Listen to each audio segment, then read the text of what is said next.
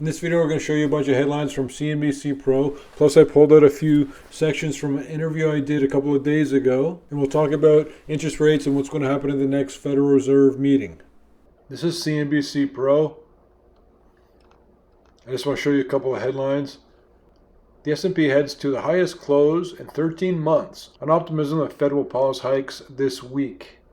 There's been a lot of strength in the markets recently because investors, professional traders, speculators are anticipating that the Federal Reserve is going to pause the rate hiking campaign. Whether or not they actually do that remains to be seen, but we're going to find out this week. We love you guys. It'd be really great for us. It'd encourage the team if you click the like button, share the videos, subscribe to the channel. You guys are the best. We love you very much. And I did one of my notoriously rare interviews the other day with a longtime follower, Ari Benscher, and I picked out a couple of my favorite parts of the interview from that interview and put it in this video, but I really highly suggest that you guys all go and check out the entire video, which there's a link to below this video and also at the end of this video. If you check out the entire interview, you're going to really help out Ari because he's just got a brand new channel and he's doing things right. He's asking all the right kinds of questions. You'll see what I mean when you see how he gets a little bit deeper than most reporters.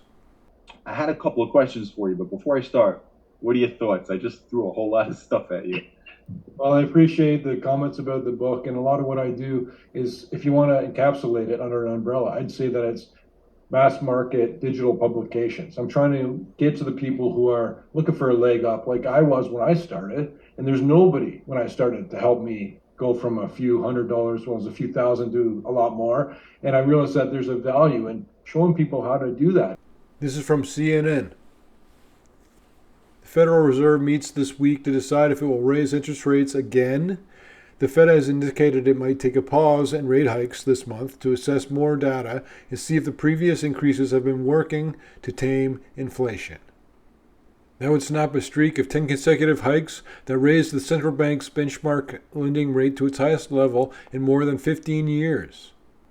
Some officials have said a pause would allow the Fed to determine the impacts of the central bank's most aggressive rate hiking campaign since the 1980s, but others have warned of additional factors expected to further slow economic activity, such as tougher lending standards, along with the other lagged effects of tighter monetary policy. I want to show you this one. Inflation outlook hits 2-year low in latest New York Fed survey. I'm not going to get into the articles, but I just want to show you these headlines. Ted Kaczynski died by suicide. Grubhub lays off 15% of corporate workforce, or about 400 employees. This channel is about you, your economic understanding. My name is Peter Leeds, and along with my entire team, we help you get the information you need to make the best decisions for you. This stock that you failed at, you probably got a card in the mail and you didn't have all this technology back then. Not that we lived in the olden days, but the technology in the last few years is fascinating. So, and for those of your viewers that are younger, they should know this, that penny stocks didn't always look like, a couple of digits flying around on a modern tech computer. It was a piece of paper in the mailbox. So I would love to know the real story behind what happened. It must have taken a long time and a lot of struggle. Well, I'll tell you what, Ari, is that I wish it had been a scam. I wish somebody had tricked me out of my money, but it was all me. All the mistakes were all me, 100%. And you were talking about, it's good that you understand this naturally and then other people can learn. I had to learn. I didn't know it at first either. I was just like you guys, and I just didn't know anything. And I thought, I'll get involved in a small company in that way. If it drops a little bit, I'll cash out and take a loss and I'll learn my lesson. And if it goes up a lot, then I'm going to be great. But what happened was that it went down a little bit. I said, well, if it goes down even another penny, I'm going to cash out, take my lumps. And it got halted and all the money just disappeared, So that's how I learned. And that's when I sat down. I said, okay, how do you do this right? And then as I started seeing success myself by paper trading first, learning from all these different books and pretending I had $100,000, I'd buy this stock, buy that stock, and see how I did. Doing that first. And then once I started getting some money together and doing really well with my investing, that's when I thought, I can help more people learn about what I'm doing. Not much going on there. Oil's down big time. You should buy more oil stocks, in my opinion. That's what I'm doing. I'm looking every time oil has a significant drop, I'm getting more into certain oil stocks that I own. But gold is down today, but it's actually been holding up around 1950 and above really well. When it has every excuse to fall, it sticks around that level. What I wanted when I was 14 would have been great to have a book out there that I could have read, or somebody to say like, don't do that. Here's the right way to do it. You don't do that. Have yourself out there. Yeah, what I'm trying to do a lot of my career, and I've said this before, I'm trying to save the 14-year-old version of myself. And if you haven't checked out the Peter Leeds Shorts videos yet, there's a whole bunch of them out there now. So if you like that kind of content, that's a good way for this message to be disseminated. Step back, take a breath, and look, and what do you know about it? How do you understand a company, and use those understandings to find a good company because you understand the industry, and that can actually be more profitable than getting into like binary options or all these scams that are going out there right now. And you just look at a company. A small company is the same as a big company, only it's a lot more vulnerable to certain things. But you look at a company as a company. If it makes money, if it's successful, then the share price often follows suit. What I found interesting while doing a little bit of research on you, not that that should sound creepy, that's professionalism nowadays, is that so you have multiple sclerosis and you developed it.